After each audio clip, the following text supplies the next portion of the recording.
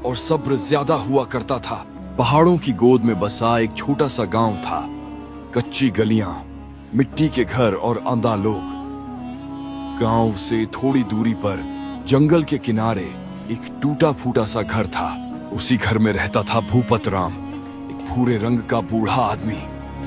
उसकी कमर झुक चुकी थी, बाल पूरी तरह सफेद हो गए थे और चेहरे पर समय की गहरी रेखाएं थीं। आंखों में बीते दिनों की थकान और दिल में अनकहा दर्द बसा था। कभी यह घर भरा पूरा था, पत्नी की हंसी, बच्चों की आवाजें, लेकिन अकाल, बीमारी और वक्त सब कुछ छीन ले गए। अब इस दुनिया में भूपत राम का कोई अपना नहीं था, सिवाय एक कुत्ते की। कुत्ते का नाम था शेरू और रंग भूरा, शरीर मजबूत और आंखों में ऐसी समझ जो बहुत कम इंसानों में होती है। बरसों पहले भूपत राम ने शेरू को नदी के किनारे अधमरा पड़ा पाया था। अपने हाथों से दूध पिलाया, रोटी के टुकड़े खिलाए। वक्त बीतता गया, भूपत राम कमजोर होता गया और शेरू ताकतवर।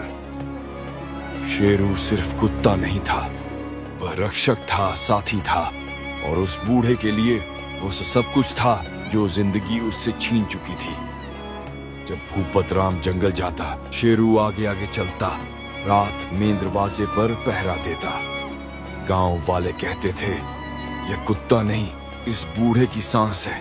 एक साल ऐसा आया जिसे गांव आज भी याद करता है। बारिश नहीं हुई, फसलें सूख गईं, कुएं खाली हो गए। फिर आई कड़ाके की ठंड, ऐसी ठंड जो हड्डियों में उतर जाती है। गांव के लोग एक एक करके शहर चले गए। भूपत राम नहीं जा सका, शरीर जवाब दे चुका था, हाथ कांपते थे, लकड़ी काटना मुश्किल हो गया। कई कई दिन चूल्हा नहीं जलता, कभी कभी सिर्फ पानी पीकर रात गुजारनी पड़ती। शेरू भूखा रहता, लेकिन अगर एक रोटी भी मिलती तो पहले भूपत राम के सामने रखता। फिर वह रात आई जब भूख और ठंड ने भूपत राम को जमीन पर गिरा दिया। आसमान से बर्फ गिर रही थी, सांस टूट टूट कर आ रही थी।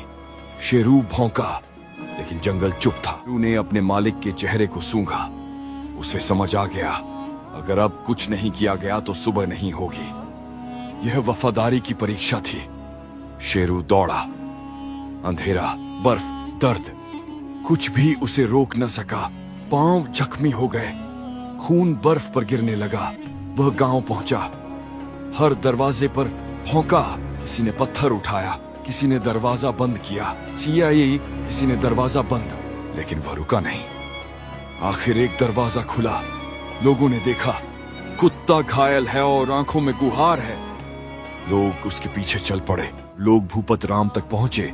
वह जिंदा था लेकिन बहुत कमजोर। उसे उठाकर गांव लाया गया, आग जलाई गई, दवा दी गई। शेरू चुपचाप एक कोने में बैठ गया, सांस धीमी थी।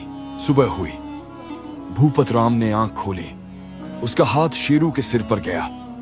शेरू ने हल्की सी पूंछ हिलाई और शांत हो गया। वह दोबारा नहीं उठा। भूपत राम कुछ साल और जिंदा रहा। उसने शेरू की कब्र अपने घर के पास बनाई। हर रोज वहां बैठकर कहता, इंसान वादा करता है, कुत्ता वादा निभाता है। आज भी उस गांव के बुजुर्ग कहते हैं, यह कहानी नहीं, यह सच्चाई है, वफा की लिखी हुई। अगर यह कहानी आपको अच्छी लगी हो तो लाइक जरूर करें, सब्सक्राइब करना न भूलें और अपनी कीमती राय कमेंट में जरूर लिखें। ऐसी